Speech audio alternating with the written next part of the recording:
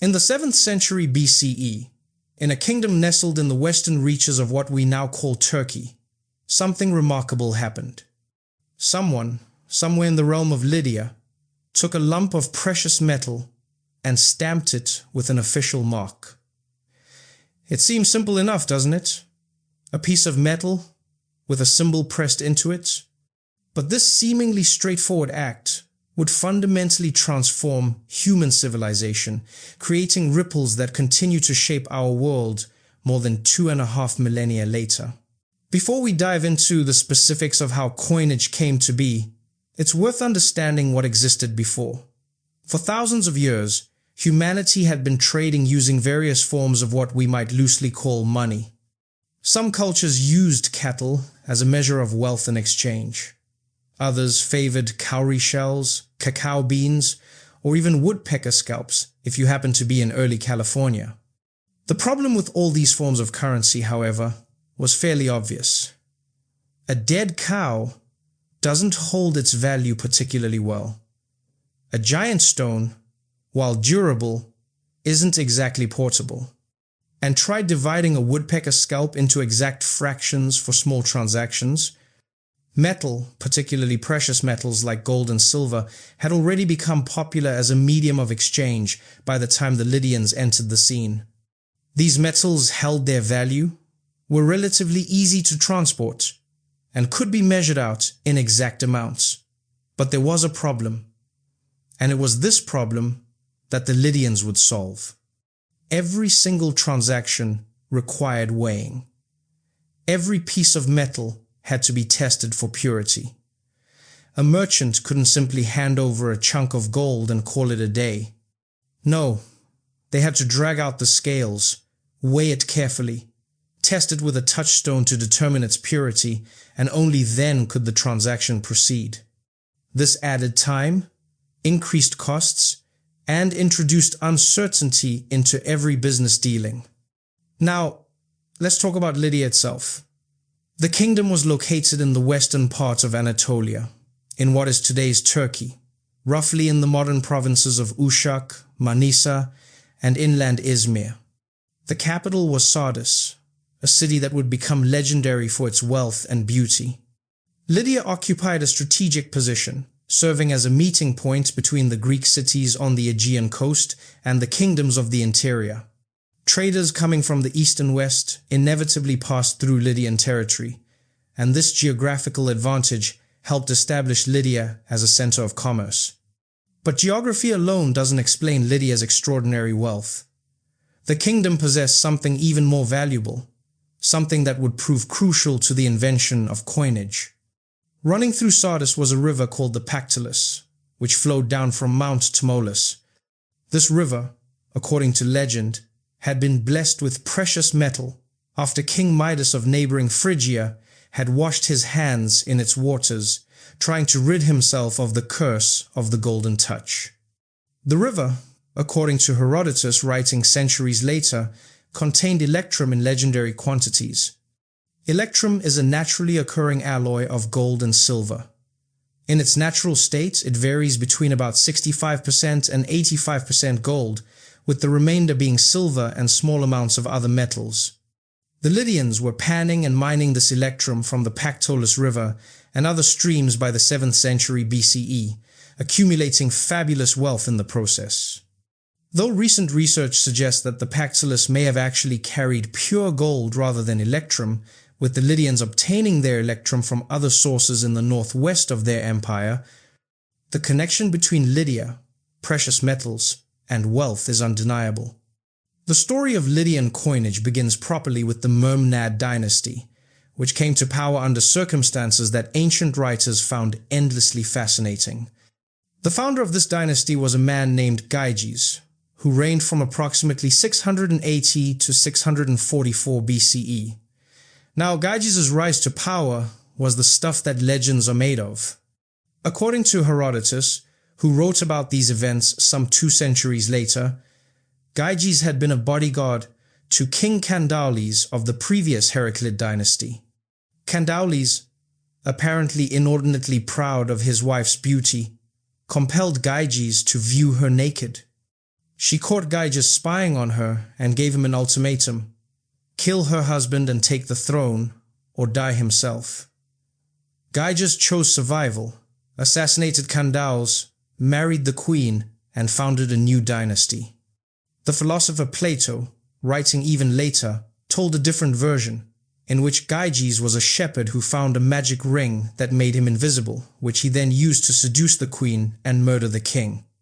A third version, provided by Nicolaus of Damascus in the 1st century BCE, presents Gyges as an army officer already suspected of treachery, who killed Candaus after being falsely accused.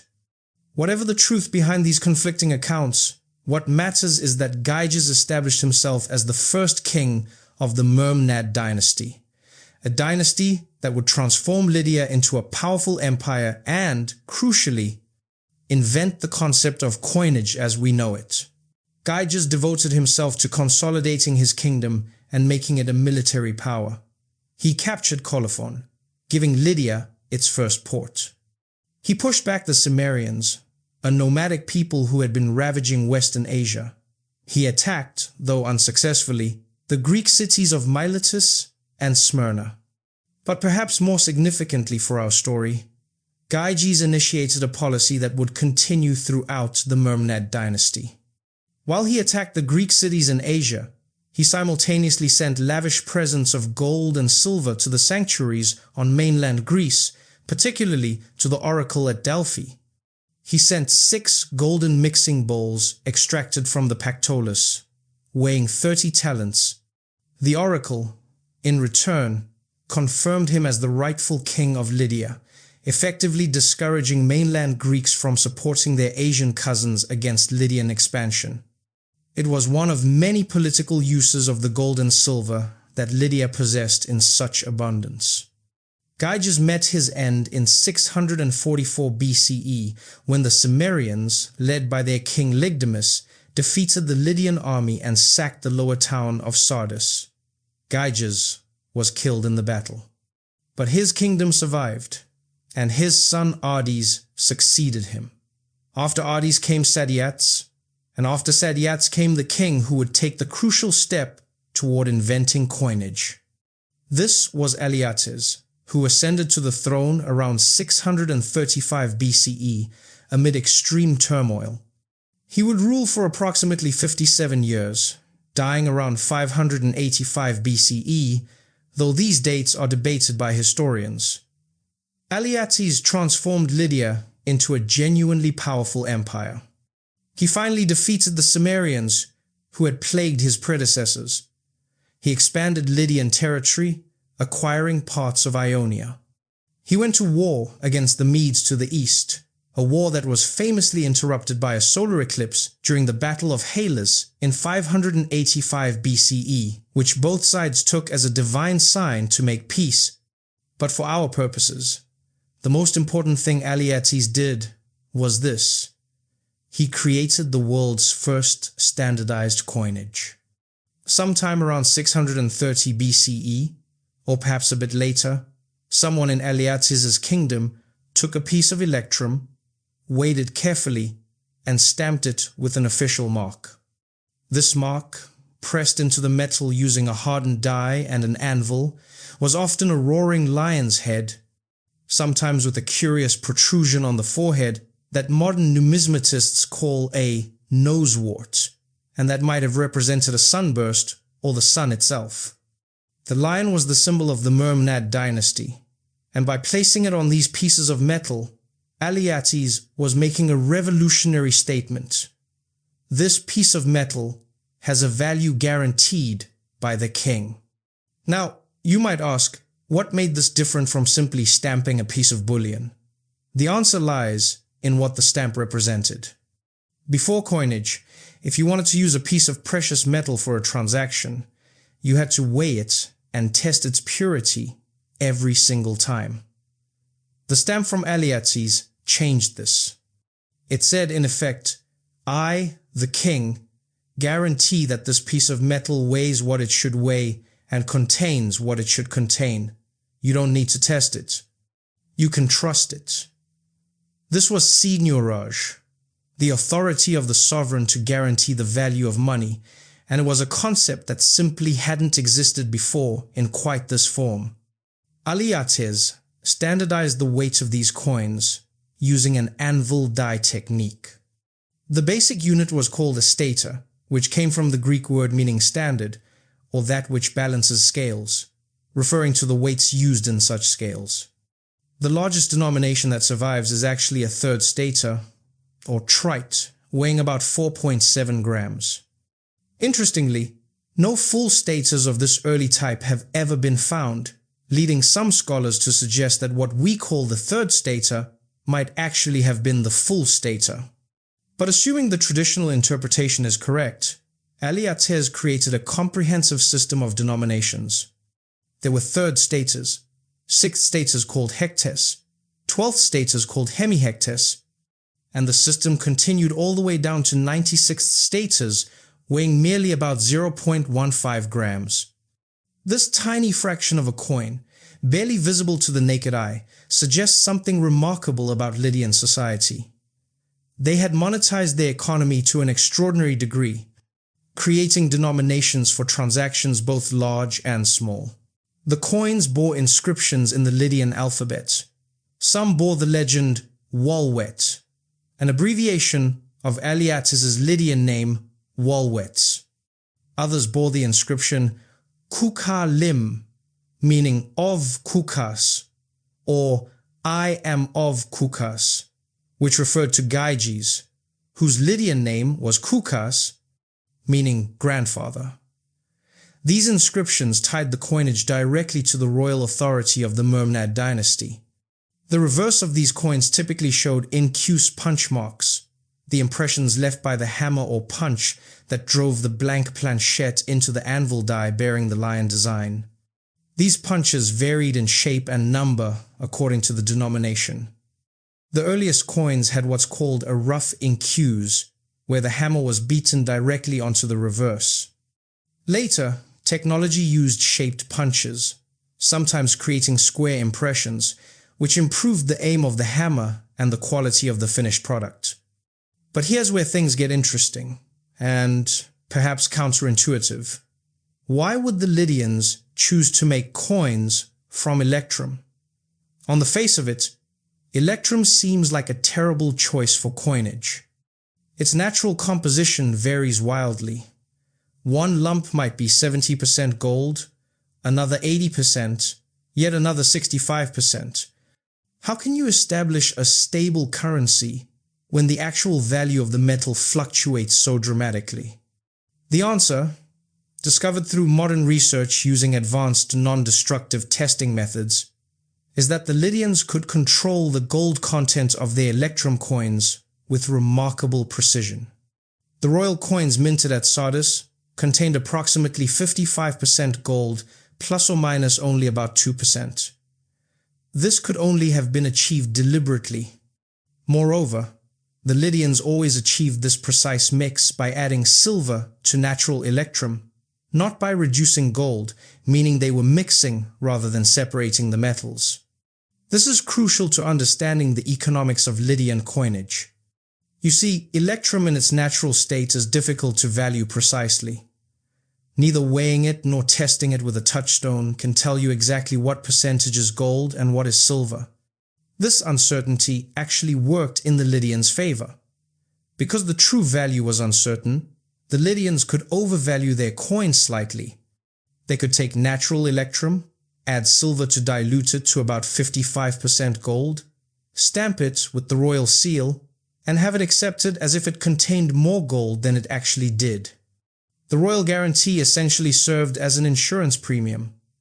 People accepted the coins at face value because the alternative, weighing and testing every piece of metal in every transaction, was so inconvenient. The small premium they paid by accepting potentially overvalued coins was worth it for the convenience and speed of transactions. It was a brilliant economic innovation, but it couldn't last forever. Eventually, people would catch on. Eventually, merchants and traders would realize that the electrum coins contained less gold than their face value suggested. The system would break down, And this is where the next king of Lydia enters our story. Alyatzes died around 585 BCE and was succeeded by his son, a man who would become one of the most famous names in ancient history, synonymous with wealth even to this day. His name was Croesus, and he reigned from approximately 560 to 546 BCE. The expression "rich as Croesus" still exists in modern English, a testament to the legendary wealth this man possessed.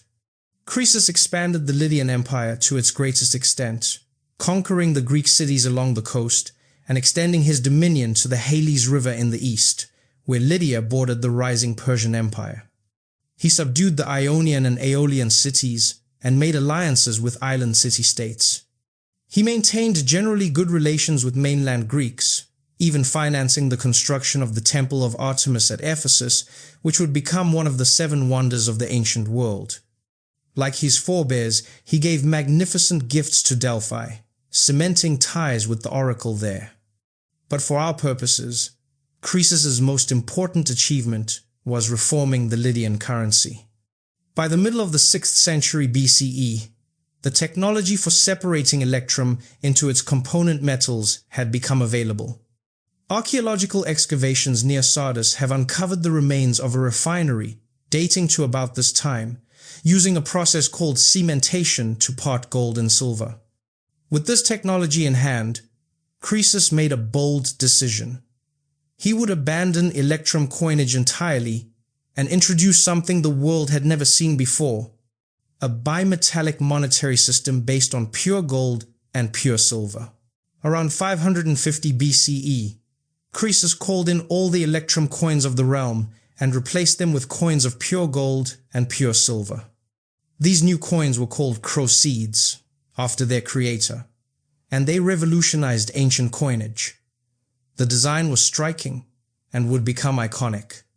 Both the gold and silver coins bore the same image: the confronted foreparts of a lion and a bull facing each other as if in combat or perhaps in truce.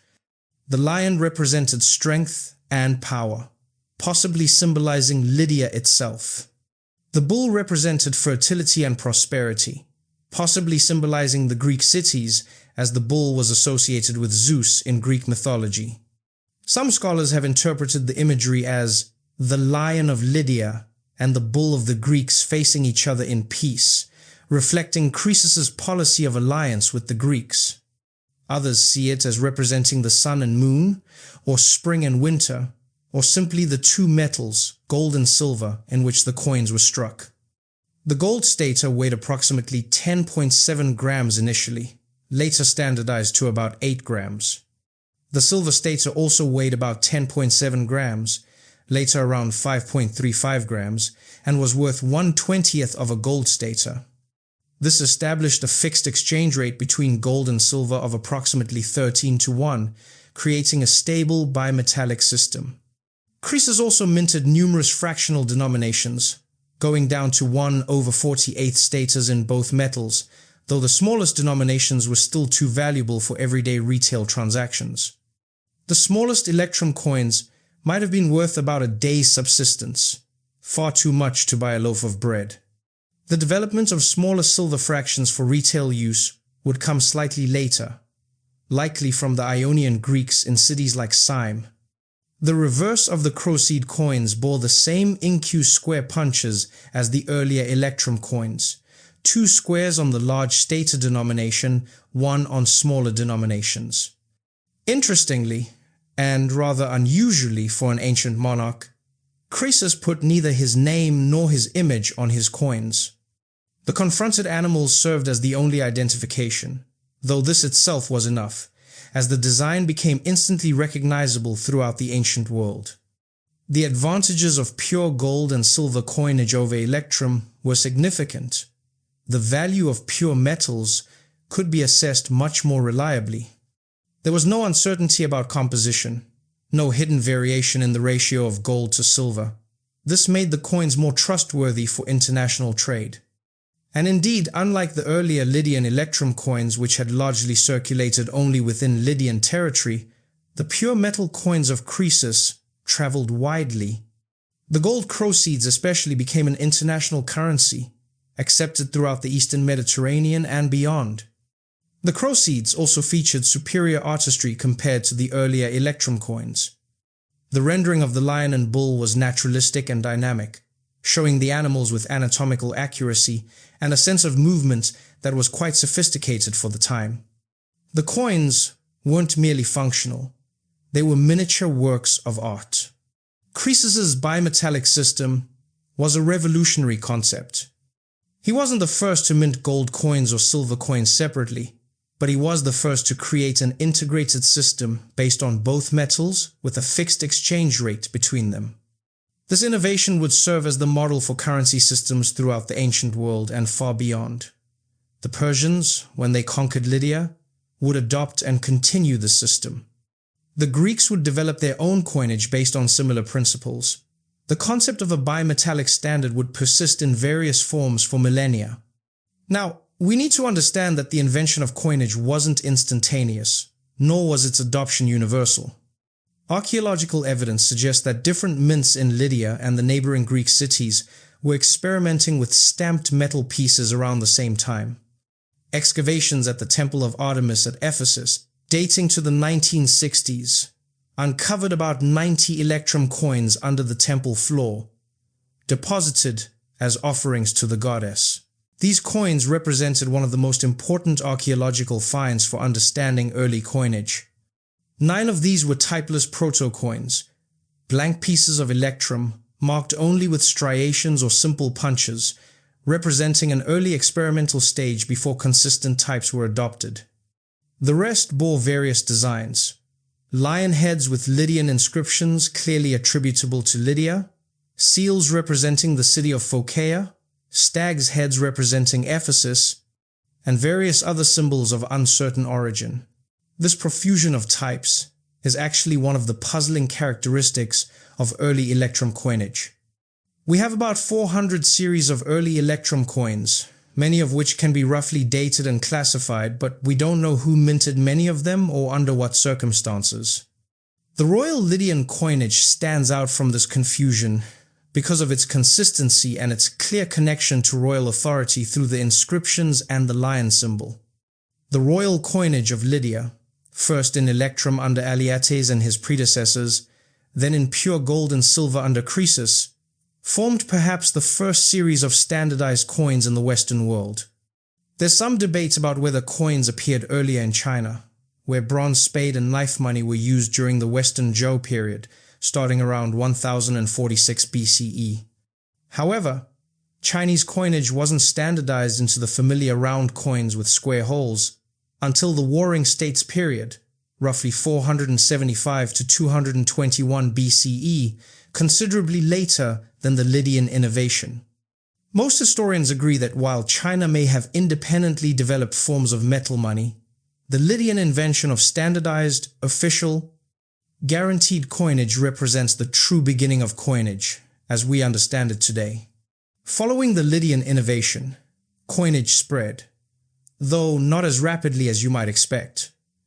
For about 80 years after the first Lydian coins appeared, coinage didn't take off anywhere else. But then, around the time Croesus introduced his pure gold and silver coins, mainland Greece began minting its own coinage. The Greeks decided to coin primarily in silver, likely due to the discovery of large silver deposits at Laurion, southeast of Athens. The Ionian Greeks, living in cities on the coast of Asia Minor in close contact with Lydia, were quick to adopt and adapt the concept, creating smaller silver denominations suitable for retail transactions. The spread of coinage would accelerate dramatically with the conquests of Alexander the Great in the late 4th century BCE, who established mints throughout his vast empire. But the foundational concepts, the idea of official guaranteed coinage, the use of royal symbols, the creation of denominations for different values, the establishment of weight standards, all of these came from Lydia. Now, we should return to Croesus himself, because his story doesn't end with the successful monetary reform. The wealth and power of Lydia under Croesus attracted attention. Specifically, the attention of Cyrus the Great, the founder of the Persian Achaemenid Empire. Ancient sources disagree about who started the conflict. Some suggest Croesus attacked first, attempting to destroy the Persian Empire while it was still relatively new. Others suggest Cyrus was the aggressor, coveting Lydian wealth. The most famous account comes from Herodotus. Croesus, concerned about Persian power, consulted the oracle at Delphi, to which he had been so generous. The oracle gave a response that seemed encouraging. If Croesus attacked the Persians, he would destroy a great empire. Emboldened, Croesus crossed the Halys River and attacked. The resulting Battle of Thymbra in 547 BCE ended in disaster for the Lydians. The great empire that was destroyed was not the Persian Empire, but Lydia itself. Cyrus defeated Croesus, captured Sardis, and ended Lydian independence. The kingdom became a Persian satrapy. Legend says that Cyrus ordered Croesus to be burned alive on a pyre, but at the last moment, Croesus called out to the god Apollo, or according to another version, Cyrus had a change of heart. The fire was miraculously extinguished, and Croesus became an advisor to Cyrus. Whether this is true, or simply a story concocted to give moral lessons about pride and the interpretation of oracles, is unclear. What is clear is that Lydia as an independent kingdom ended with Croesus. But the coinage of Croesus did not end. This is one of the most interesting aspects of the whole story. The Persians, having conquered Lydia, recognized the brilliance of the Lydian monetary system and simply adopted it wholesale. They continued to mint crosiads at Sardis, according to the same model Croesus had established. Archaeological evidence, including coins found in fresh condition in the Apadana hoard, buried under the foundation stone of the palace at Persepolis around 515 BCE, confirms that crosids continued to be minted under Persian rule until at least 520 BCE. The Persians did make some modifications. The rendering of the lion and bull became more rigid and stylized, less naturalistic than the original Lydian issues. The fractional denominations were largely abandoned in favor of two main denominations: the gold stater, now weighing about 8 grams, and the silver siglos or shekel, weighing about 5.35 grams and worth 1/20th of a gold stater. But the fundamental system remained intact. Eventually, around 515 BCE, the Persian king Darius I replaced the Lydian lion and bull design with an explicitly Persian image. The king himself, crowned and holding or shooting a bow. These new coins, the gold daric, named after Darius, and the silver siglos, became the standard coinage of the Persian Empire. The daric became an international currency found throughout the ancient world. Sardis remained the central mint for Persian imperial coinage throughout the duration of the Achaemenid Empire, continuing the city's role as a center of monetary production for centuries after Lydian independence had ended. The crosids themselves, even the authentic ones minted by Croesus before the Persian conquest, remained in circulation for an extraordinarily long time. Their purity and the trust they had established meant that they continued to be accepted in trade long after the kingdom that had created them had ceased to exist. This longevity is perhaps the ultimate testament to the success of Croesus's monetary innovation. When Alexander the Great conquered the Persian Empire in the 4th century BCE, Sardis once again changed hands. And once again, the city continued its role as a major mint, now producing coins for Alexander and his successors. It became one of the westernmost mints of the vast Seleucid Empire. Even under Roman rule, which came in 133 BCE, when Lydia became part of the province of Asia, Sardis continued to produce coinage, now bronze coins, celebrating the gods and festivals of the city. The history of coinage at Sardis stretched from the 7th century BCE to the 3rd century CE, roughly 1,000 years of continuous monetary production. But the most important centuries were unquestionably the earlier ones, when the very idea of coinage was conceived and refined. Let's consider for a moment what made the Lydian invention so successful. It wasn't just that they stamped metal with a symbol. Other cultures had marked bullion before. What made Lydian coinage revolutionary was the combination of several factors. First, standardization.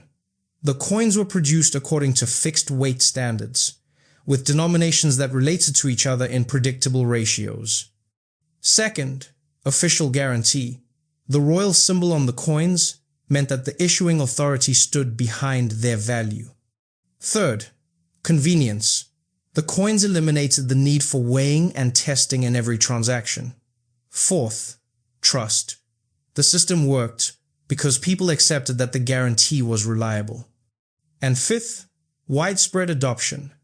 The system was comprehensive enough, with enough denominations, to handle transactions across a wide range of values. The impact of this invention is difficult to overstate. Coinage facilitated trade on a scale previously impossible. It allowed for more complex economic relationships. It enabled the accumulation and transfer of wealth with unprecedented ease. It provided a medium for taxation and state finance. It became a vehicle for political propaganda, with rulers using coin designs to communicate their power and legitimacy.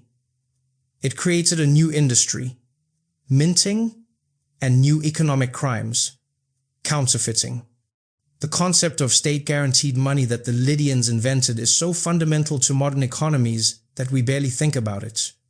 When you use a coin or a bill today, you're relying on the same basic principle that the Lydians established more than 2,600 years ago, that the state can guarantee the value of a token, making it acceptable as money regardless of its intrinsic worth. Modern coins are made of base metals worth far less than their face value. Paper money has essentially no intrinsic value. Digital money exists only as numbers in a computer. Yet we accept all these forms of money because of the guarantee, explicit or implicit, of the issuing authority. This is the direct descendant of what Aliatzis began when he stamped that first lion onto a lump of electrum. The archaeological evidence from Sardis has given us extraordinary insights into the practical aspects of early coinage. Excavations have uncovered not just coins, but also the facilities where they were produced. The gold refinery discovered near the Pactolus stream, specifically at a site called Pactolus North, dating to the mid-6th century BCE, shows that the Lydians had developed sophisticated metallurgical techniques. The installations there, active during the first half of the 6th century BCE, during Croesus's reign, used what's known as salt cementation to part gold from silver. The process was remarkably ingenious. First, larger pieces of electrum were hammered into extremely thin sheets to create broad surfaces for the parting agent to attack. These sheets, along with small grains of alluvial gold, were then layered with common salt, possibly mixed with carriers like brick dust or clay, inside ordinary ceramic cooking pots. Yes, they literally used cooking pots for this process. The pots were sealed with clay luting and placed in small brick ovens, where they were heated at carefully controlled temperatures. The heat caused the salt to break down in the presence of silica and alumina from the brick dust, forming hydrochloric acid and chlorine. This acid reacted with the silver in the electrum to create silver chloride, which could be separated from the gold, leaving pure gold behind. But the Lydians didn't waste the silver. The silver chloride, along with the salt-impregnated brick dust and pottery fragments that had absorbed silver salts, was then smelted with lead. This transformed the silver salts back into metallic silver combined with the lead. The final step involved cupellation, a process using bowl-shaped hearths called cupels to separate the silver from the lead. Archaeological excavations at Pactolus North recovered numerous cupels, fragments of parting vessels bearing traces of melted gold, and litharge cakes, the byproduct of cupellation, showing where buttons of silver had been collected and removed. The entire operation was sophisticated, efficient, and represented cutting-edge metallurgical technology for its time. The mint itself would have been a busy place. Workers would have prepared the metal, casting it into small blanks or planchets. Die makers would have carved the designs into hardened iron or bronze dies, skilled work requiring both artistic ability and technical precision. The actual striking of the coins involved placing a planchette on an anvil die bearing the design for one side, then positioning a punch die bearing the design for the other side on top, and striking it with a hammer. The force of the blow impressed both designs simultaneously. It was labor-intensive work, but it allowed for the mass production of standardized coins. The designs themselves deserve more attention. The lion that appears on so many Lydian coins wasn't just a random choice. Lions were important in Lydian culture. They appeared throughout Lydian material culture, in art and decoration. The choice of the lion as the royal symbol connected the coinage to a broader cultural tradition. The rendering of the lion on the coins evolved over time. The earliest coins showed two confronted lion heads. Later issues, including those of Aliates, showed a single lion head in profile, roaring with its mouth open, often with that curious protrusion on the forehead. The best examples show remarkable detail. Individual teeth in the open mouth, a carefully rendered mane, an eye that conveys ferocity and power. The workmanship of Croesus's coins reached an even higher level. The lion and bull on the crowseeds are masterfully executed. The lion is shown mid-attack, one paw raised, mouth open in a roar. The bull stands firm, but doesn't lower its head aggressively. The composition is balanced, the execution assured. These weren't crude lumps of stamped metal. They were carefully crafted objects that combined functionality with artistry. It's worth noting that while the Lydians invented coinage, the spread and evolution of the concept involved many cultures. The Greeks took the Lydian invention and ran with it, creating an astonishing variety of coin types.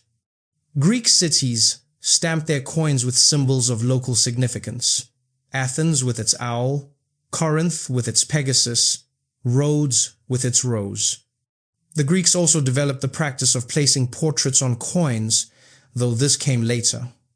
The Romans would eventually create the most extensive coinage system of the ancient world, with mints scattered throughout their empire and coins serving not just as money, but as a primary means of imperial propaganda. But all of this stems from that first innovation in Lydia. The Lydians saw a problem, the inefficiency of weighing and testing metal in every transaction, and solved it through official guarantee and standardization. They saw an opportunity, the ability to overvalue their electrum coin slightly because of the difficulty of assessing the metal's true content, and exploited it. And when that system reached its natural limits, Croesus reformed it, introducing pure metals and creating a more transparent, internationally acceptable currency. The story of Lydian coinage is also a reminder of how technological innovations don't exist in isolation. The development of coinage was connected to Lydian metallurgical expertise, their access to precious metals, their position on trade routes, their political system that allowed for royal guarantee of value, and the broader economic development of the Eastern Mediterranean in the Archaic period. It was the right innovation at the right time in the right place, created by people with the resources and knowledge to implement it and the political will to make it work. The decline of Lydian independence didn't mean the end of Lydian influence on coinage. Persian coins were essentially Lydian coins with a new design. Greek coins adopted Lydian principles. The concept spread throughout the ancient world, to Carthage and India, to Judea and Egypt. Wherever coins appeared, they followed the same basic pattern: standardized weights, official symbols, guaranteed value. The Lydians had established a template that would prove remarkably durable. When we hold a coin today, we're holding the product of an innovation that began on the banks of the Pactolus River in the 7th century BCE. The specific details have changed. We no longer use electrum, We no longer stamp coins with roaring lions. We no longer rely on the intrinsic value of the metal, but the fundamental concept remains the same. Money works because we trust it, and we trust it because an authority stands behind it and guarantees its value. That was true when Alyatzis struck his first lion-headed stater, and it's true today when central banks manage fiat currencies. The Lydians gave us coinage, and in doing so, they fundamentally changed human civilization. Trade became easier, economies became more complex, wealth became more mobile, states became more powerful. The ripples from that first stamped piece of electrum continue to spread through history, touching every economic transaction we make. Not bad for a relatively small kingdom in ancient Anatolia that most people today have never heard of. That's the story of the invention of coinage in Lydia. From Gyges founding a dynasty through violence and political maneuvering, through Alyatzis creating the first standardized coins, to Croesus perfecting the system with pure gold and silver, to the Persian adoption and spread of the innovation throughout their empire, the Lydians transformed an idea into reality and changed the world in the process.